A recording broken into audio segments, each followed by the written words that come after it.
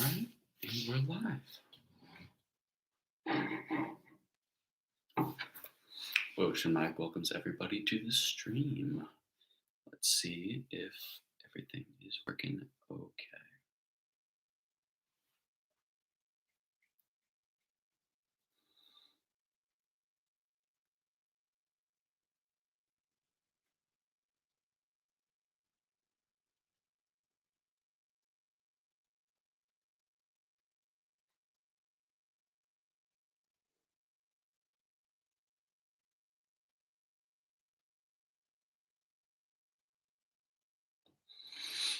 Welcome to our two first viewers.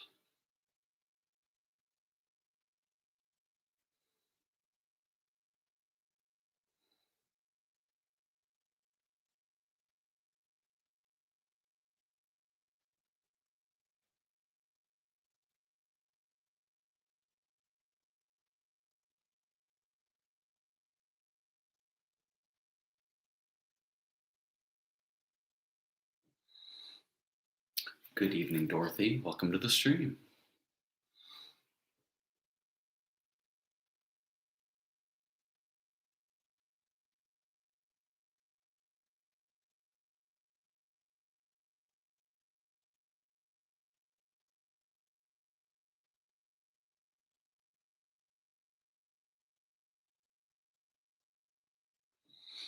Making sure everybody who wants to get in gets in.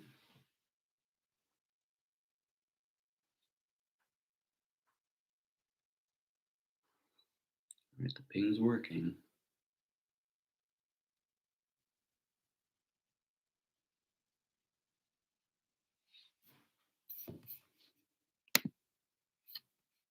Hello, Chloe Wan.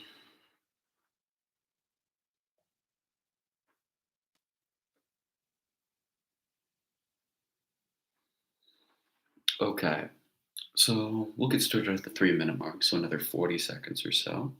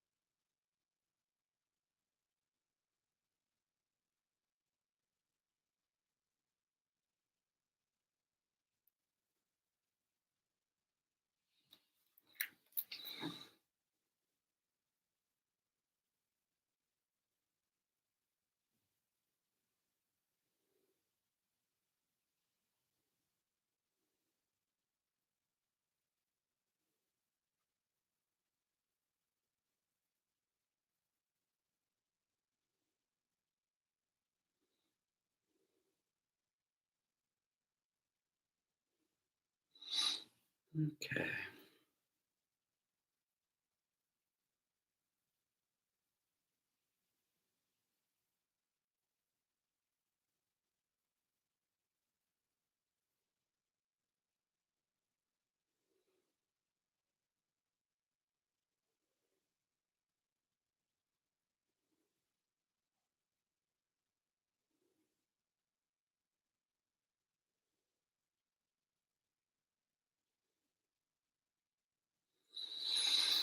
Hello, Jimmy. Welcome to the stream.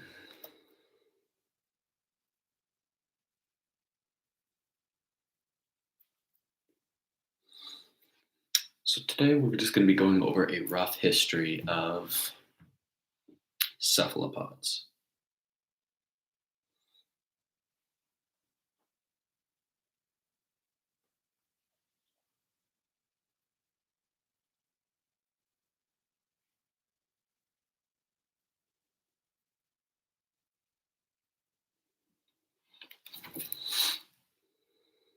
Hello, Puck.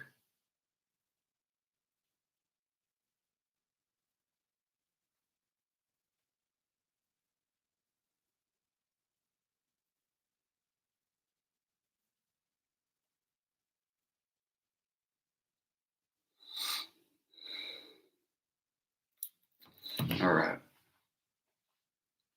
Wait.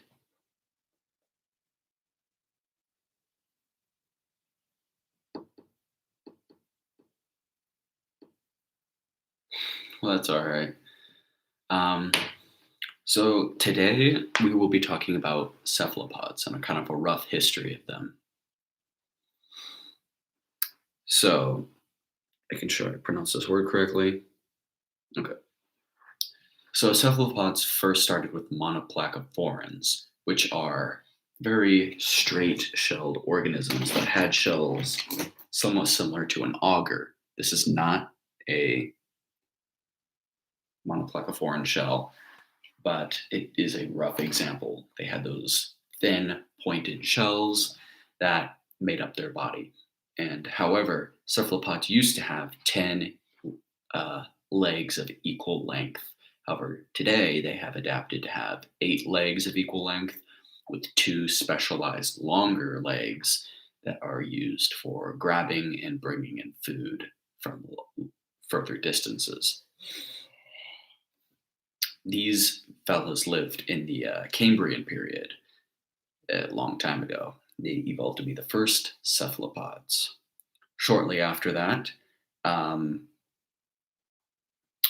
in the Ordovician period, um, okay, it's just a piece of lint. Um, Cephalopod shells begin to diversify. They're not always curved like they were with the Manoplacophorans. They begin to change and become straighter as well as more available to start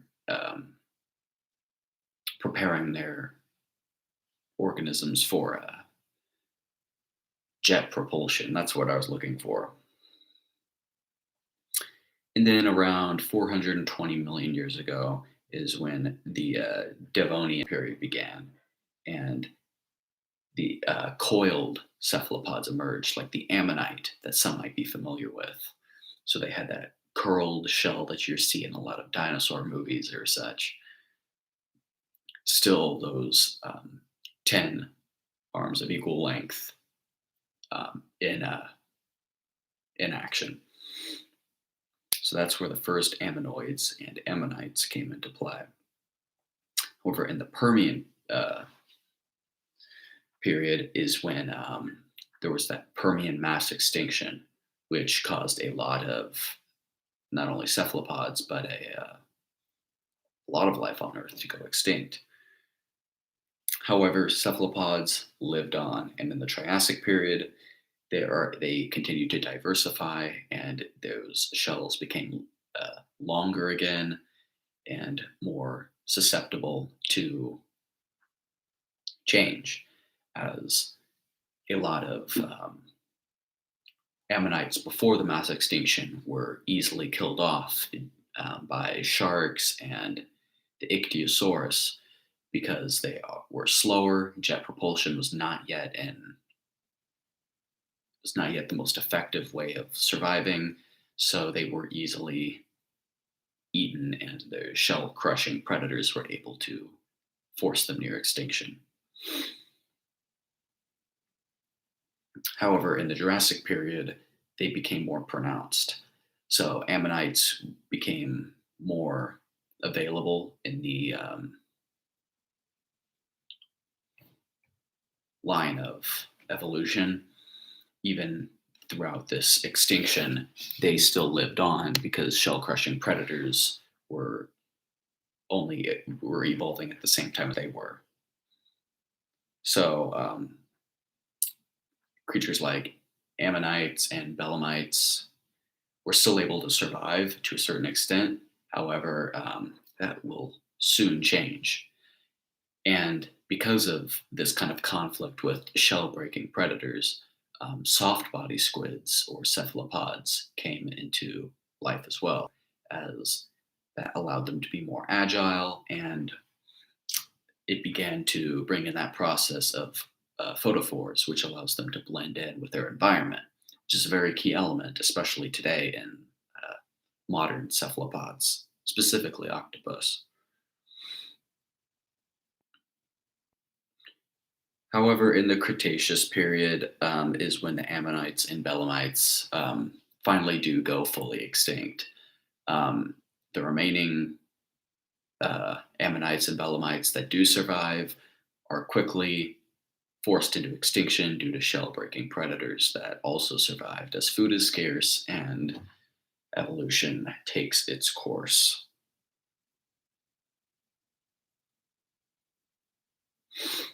However, besides this, soft-bodied octopods come into existence. Hello, Mr. Prius and Stormcloak. Welcome to the stream. So previously, it was only soft-bodied squids that started to come into play. However, in the Cretaceous period, soft-bodied octopods started evolving and becoming more prevalent in this new extinction world. And so, in the Paleogene era is a very important era. In the Cenozoic era or Cenozoic period is when mammals and fish become the dominant ocean predators. Not reptiles like the Mosasaurus are no longer in play. And it becomes that the Nautilus, which is a modern day cephalopod, is the only remaining shelled cephalopod alive, which is a little bit sad considering that that is how cephalopods started, but evolution does occur. The chambered nautilus, its chambered shell allows for more fluid movement, no pun intended, and it also allows for jet propulsion. So, jet propulsion is when cephalopods, specifically squids, are very adept to it, I guess is the best way to put it. They have little openings in their soft body where they take in water and they shoot it out very quickly through smaller openings on the sides of their body, kind of jet like, like a jet, and kind of pushes it forward in bursts of speed. It's a very effective mode of transportation, and there are some species of cephalopods that launch themselves out of water to escape predators, and they're able to do this at like 30 miles per hour, which is very impressive. And then we come to near the modern day, so Quaternary period. And there are only 8 species of cephalopods with coiled shells remaining. So, in all the Nautilus species, there are only 8 left. And this is when evolution kind of takes its course, and soft bodied cephalopods are the main way to go, like giant squids, octopus, so on and so forth, because it allows for, like I said, better movement. Jet propulsion is significantly more effective now that it's not weighed down by a shell. And also, in octopods, like octopus and such, they're able to develop photophores, which is very important for them as octopus are very intelligent, so they need to be able to blend in with their environment. And the photophores allow them to change their skin color to be able to blend into the like rocks or shells that they're around. Am I da baby? I'm most certainly not da baby, but thank you for asking, Uncle Murphy. So that was a brief history of the evolution of cephalopods. I'm more than happy to take any questions you guys might have about cephalopods or any other fish related things, or just other things in general, I suppose. That was a good bit of fun. Cephalopods are quite cool organisms. I like them, at least. Do fish take the train? Not that I know of. There's no underwater locomotives that take fish, at least. No worries, Stormcloak. Thanks for stopping by regardless. I do not think fish take any sort of transit besides their fins or attaching onto other fish.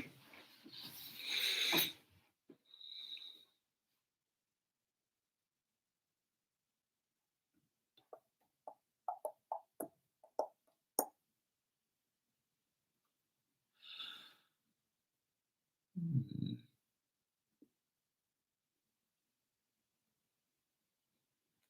Tastiest fish? In my opinion, I really like yellowfin tuna. It's my favorite, at least. Makes some great sashimi or poke bowls as well. But to each their own.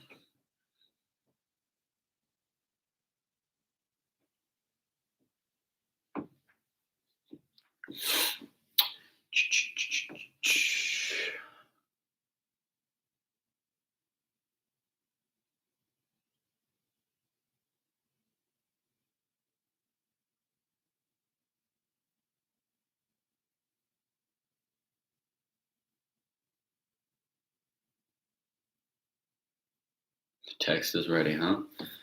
Well, we will get started on that sometime soon, I suppose. But I have a fun fact for you about cephalopods. The word cephala means head centered. So the word cephalization in scientific terms um, means that, like, it's when organisms focus their bodies around their head. Like humans have cephalization as their bodies adapt, as our bodies have adapted to focus on our head. Our head is our key factor in our bodies. Um, and that is very common amongst animals now. And cephalopods, they get their name because their whole body is centered around their head.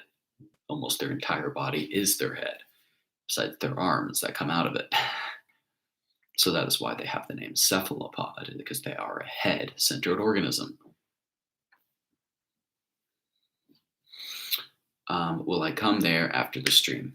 Of course I will. What is my opinion on submarines? They can be very cool. There's some really nice ones. I'm not an expert in submarines, but I think that they're quite cool, especially the ones that can go quite deep and explore. I prefer exploring ones, not the digging ones, because the digging ones aren't always great for the environment. Just exploring and researching our wildlife is pretty cool.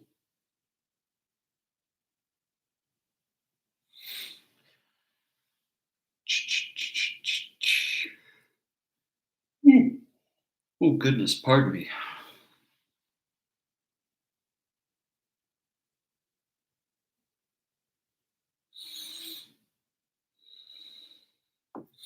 And here we have our resident cephalopod, Jerry.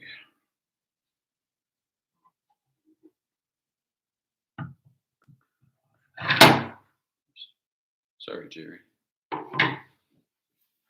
Any other questions, or is it time to wrap up the stream?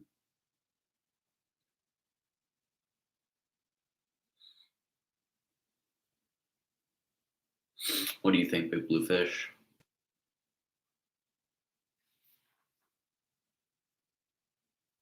Time to say goodbye, fishy friends. If you say so. Oh, we have one more. Hold it, Big Blue Fish. We have a question from Chloe Wan. How could I help you, Chloe Wan? Maryland. I I do not follow Mr. Prius, but Chloe Wan, ask your question at your own pace, of course.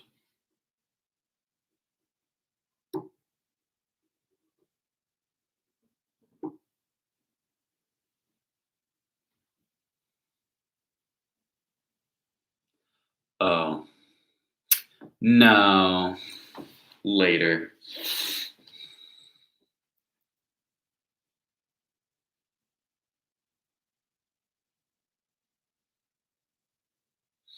All right. Well, that's gonna wrap up. What's my opinion on the chicken fish? He's a worthy adversary and friend. Well, that brings our stream to an end. I hope everybody enjoyed learning about cephalopods and their evolutionary journey. I am more than happy to go into more detail in future streams or in Discord or the comment section, whatever you guys want. So, like always, feel free to ask suggestions anytime. Questions are encouraged. We always want to learn something new. So, like always, have a good rest of your day. Stay safe. Um, and goodbye, fishy friends.